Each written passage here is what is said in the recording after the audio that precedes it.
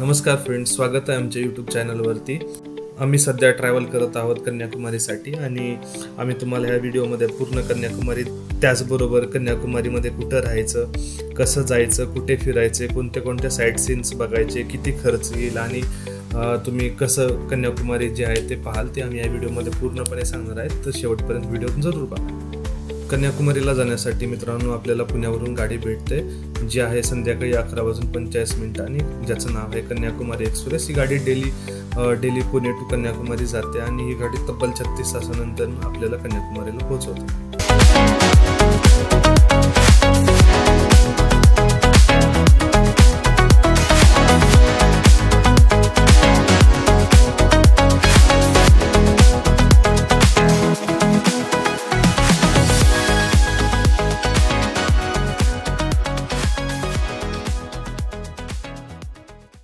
Kanyakumari express तब्बल 4 राज्यातून जाते, म्हणजे महाराष्ट्र, कर्नाटक, आंध्र प्रदेश, तामिळनाडू आणि केरळ, आणि शेवटला जी आहे केरळमधून तामिळनाडूमध्ये कन्याकुमारीला पोहोचते।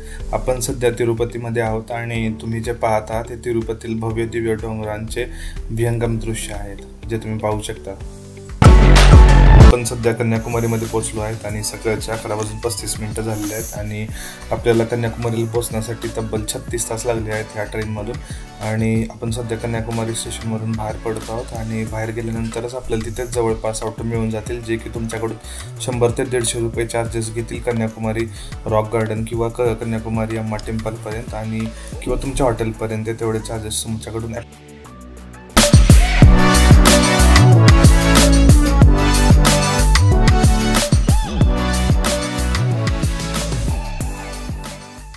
स्टे आहे तो आहे भरत सेवा संघ आश्रम म्हणून जे आहे, जे कन्याकुमारीमध्ये आहे। इथे एकदम तुम्हाला चीप आणि अफोर्डेबल प्राइसमध्ये रूम्स मिळून जातील। इथे तुम्हाला 2 बेड 3 बेड रूम्स मिळून जातील, ज्याचं बुकिंग तुम्ही यात्राराम.com वरून आधीच ॲडव्हान्समध्ये करू शकता, जेणेकरून तुम्हाला कन्याकुमारीमध्ये आल्यानंतर रूम्स शोधण्यासाठी जास्त धावाधाव करावी लागणार नाही आणि इथे इझिली रूम्स मिळून जातात। तसं म्हणायला गेलं तर कन्याकुमारीमध्ये तुम्हाला इझिली रूम्स मिळतात, पण ॲडव्हान्स बुकिंग केलेलं कधीही चांगलं।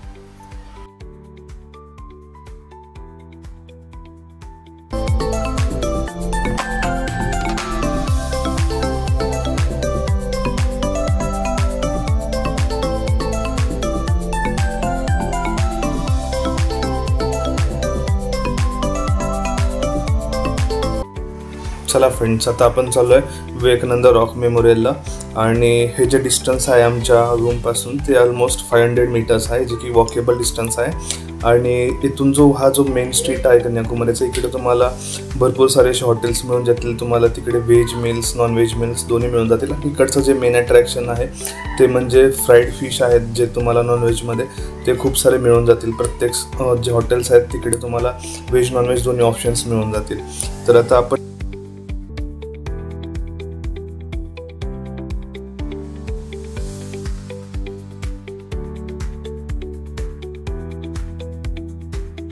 मेमोरियलला जाण्यासाठी जो मार्ग आहे तो हा मार्केटमधून जातो आणि मार्केटच्या दोन्ही बाजूला खूप सारे दुकान आहेत, जिथं तुम्हाला ट्रॅडिशनल साडीज, त्यानंतर आर्ट्स, त्यानंतर जे काही शो पीसेस आहेत, खायच्या गोष्टी, अशा भरपूर प्रकारचे तुम्हाला शॉप्स इथे मिळून जातात, जेणेकरून तुम्ही इथे शॉपिंग करू शकता। लहान मुलांची खेळणी, मसाले, या सगळ्या गोष्टी, त्यानंतर क्लोथ्स, या सगळ्या गोष्टी इथे मिळतात।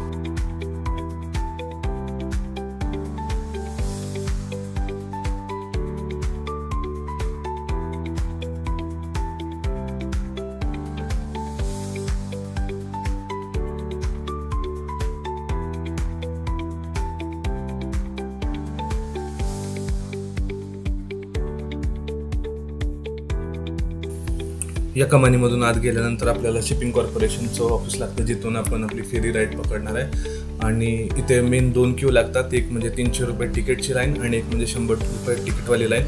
मी तुम्हाला सजेस्ट करेन की तुम्ही जे तिकीट आहे ते ऑलरेडी ऑनलाईन बुक करा, जे की मी सुद्धा ऑनलाईन बुक केलं होतं या वेबसाईटवरून।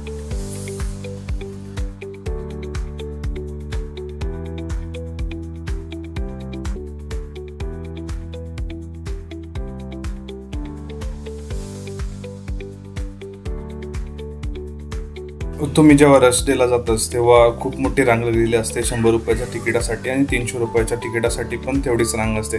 दोन्ही तिकिटामध्ये विशेष असं काही नाही आहे. दोन्हीमध्ये पण आपण सेमच फेरी राईडमध्ये बसतो आणि सेमच आपल्याला तिकडे जाऊन पण सेमच ट्रीटमेंट भेटते. असं काही नाही आहे. फक्त 300 रुपयेवाला जे तिकीट आहे ते फक्त तुमची लाईन कमी करण्यासाठी. आता तुम्ही जे बघू शकता माझ्या डाव्या बाजूला जे आहे तिकडच्या बाजूला खूप मोठी अशी रांग लागते आणि तुम्हाला खूप सारखी रांग फिरून वगैरे सगळं तुम्हाला फक्त आणि फक्त ही रांग जी आहे तिकीट काढण्यासाठी आहे. तर तुम्हाला हे तिकीट काढण्यासाठी खूप सारा म्हणजे 2 ते 3 तास तुम्हाला लाईनमध्ये थांबावं लागतं. त्यापेक्षा तुम्ही ऑनलाईन तिकीट बुक करा आणि डायरेक्ट तो ऑनलाईन तिकीटवाल्यांसाठी एक सेपरेट क्यू असते जी की डायरेक्ट तुम्हाला फक्त तिकडं तिकीट आपलं दाखवून पुढं तुम्हाला एंट्री मिळते.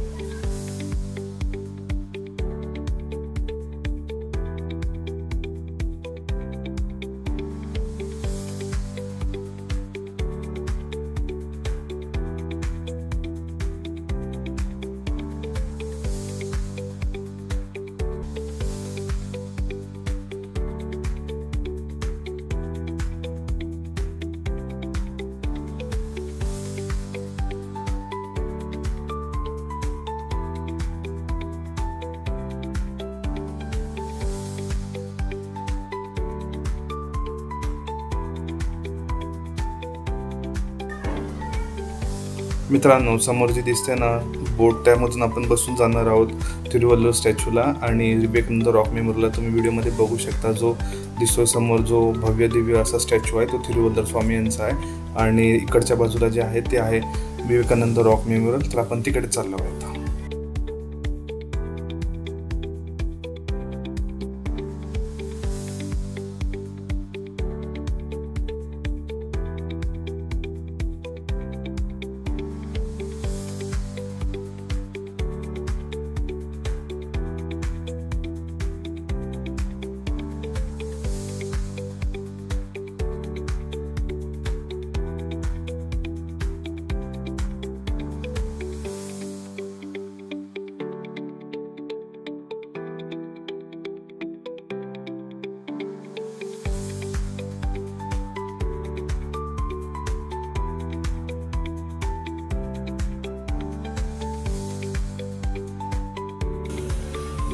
आम्ही बसलो आहे शिपमध्ये आणि आता आम्ही या शिपमधून जाणार आहे विवेकानंद रॉक मेमोरियल. तुम्ही बघू शकता शिपमध्ये खूप सारी गर्दी आहे आणि जे मात्र 5 ते 10 मिनिटातच तुम्हाला विवेकानंद रॉक मेमोरियलपर्यंत पोहोचवते.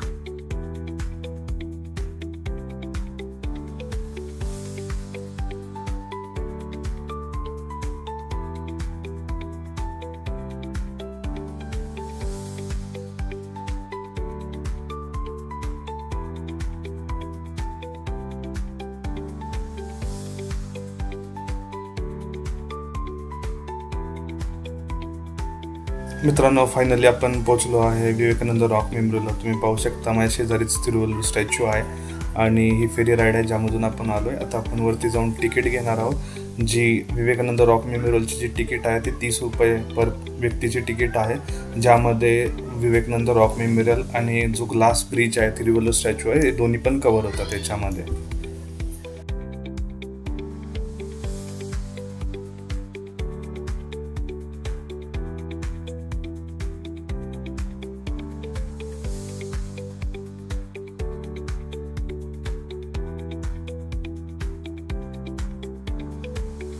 आपण समोर जी वास्तू पाहत आहात ती आहे कुमारी मातेच्या पावलाचं मंदिर, जिथे कुमारी मातेच्या पावलाचे ठसे आहेत. आणि ही जी वास्तू आहे ही आहे विवेकानंद रॉक मेमोरियल.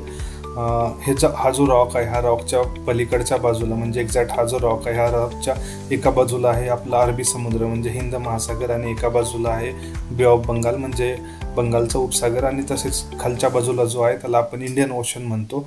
असा हा त्रिवेणी संगम आहे. 3 समुद्रांचा मिळून झालेला संगम म्हणून याला त्रिवेणी संगम असं म्हटलं जातं.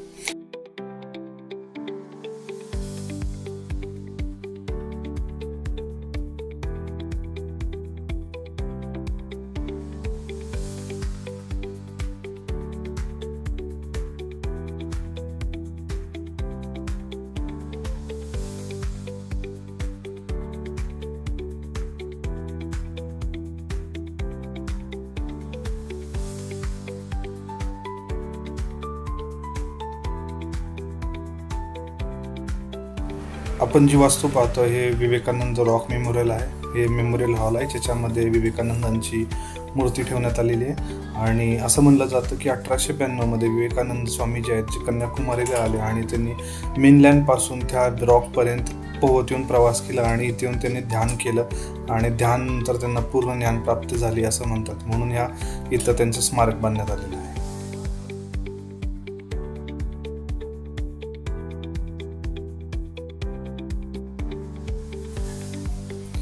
मेमोरियलच्या खालच्या बाजूला एक मेडिटेशन हॉल बनवलेला आहे, तिथं जाऊन तुम्ही मेडिटेशन करू शकता.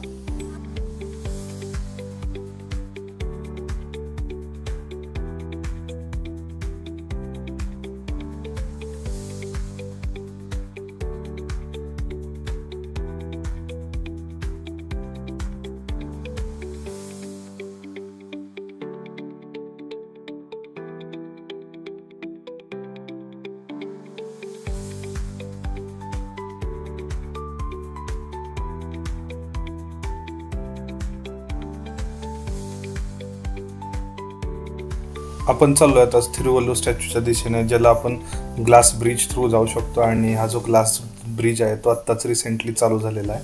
आणि आपण पाहू शकता की इथून काचेतून आपण खाली समुद्र पाहू शकतो, समुद्रात उफणलेल्या लाटा पाहू शकतो आपण. आणि खूप छान एक्सपिरियन्स आहे या ग्लास ब्रिजवरून जातानाचा.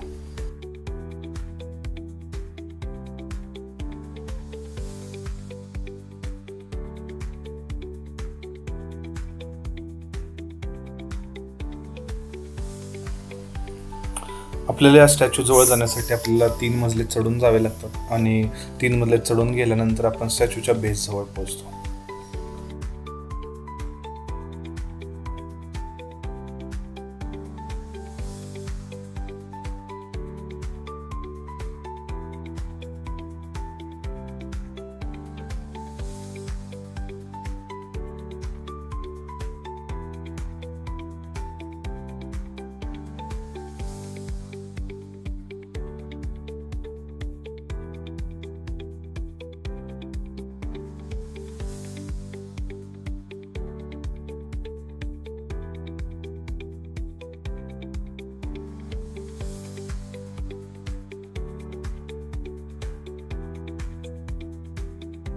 फायनली आपण विवेकानंद रॉक मेमोरियल आणि थिरुवल्लूर स्टॅच्यू बघून आपण रिटर्न आलेलो आहोत.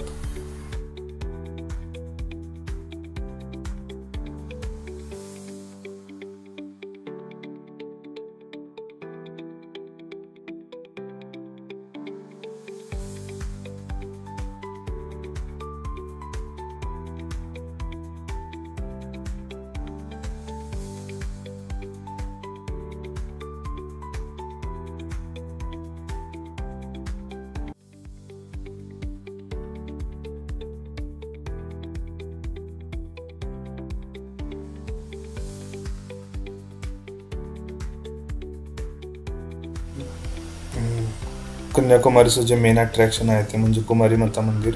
आम्ही सध्या कुमारी मातेच्या मंदिरात चाललो आहे आणि तुम्ही समोर बघू शकता हा जो आहे हा मंदिराचा गोपुरम आहे, जिकडून आपण आत प्रवेश करणार आहोत मंदिराच्या.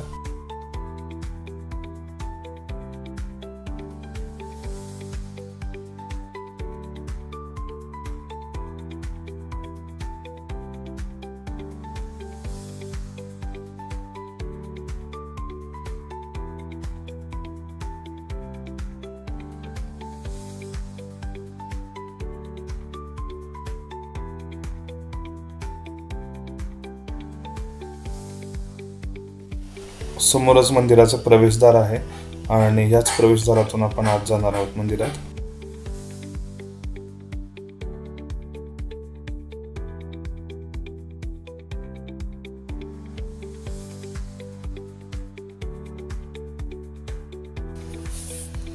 कन्याकुमारी माता आणि बाणासूर यांची कथा अशी आहे की बाणासूर नावाच्या शक्तिशाली राक्षसाला शंकराने वरदान दिले होते की त्याचा वधू फक्त कुमारी अविवाहित कन्याच्या हातून होईल. देवी पार्वतीचा अवतार असलेल्या कुमारी देवाने या शक्तिशाली राक्षसाचा वध करण्यासाठी जन्म घेतला. देवीचा जन्म बाणासुराचा वध करण्यासाठीच झाला होता.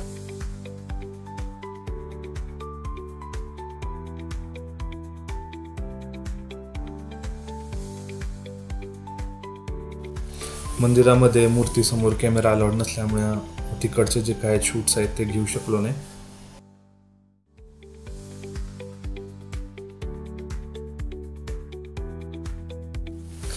असं म्हणले जाते की देवी कन्याकुमारी भगवान शंकरांशी लग्न करणार होते आणि त्यांची वाट पाहत होती, पण बाणासुराच्या वधानंतर तिचे लग्न झालं नाही.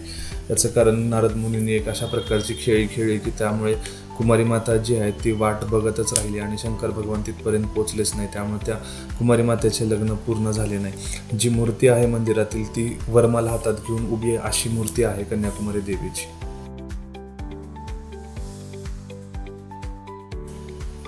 कन्याकुमारीचे मेन अट्रॅक्शन म्हणजे त्रिवेणी संगम, त्याचबरोबर उगवता सूर्याचे दर्शन आणि मावळत्या सूर्याचे दर्शन. हे दोन्ही इकडचे जे मेन अट्रॅक्शन पॉईंट्स आहेत, पण अनफॉर्च्युनेटली आपण ते कवर करू शकलो नाही. तसे भरपूर स्पॉट्स आहेत कन्याकुमारीमध्ये कवर करण्यासाठी. त्यातलीच एक गांधी मंडपम म्हणून आहे आणि हा जो स्ट्रीट बघताय हा नाईट स्ट्रीट आहे कन्याकुमारीचा.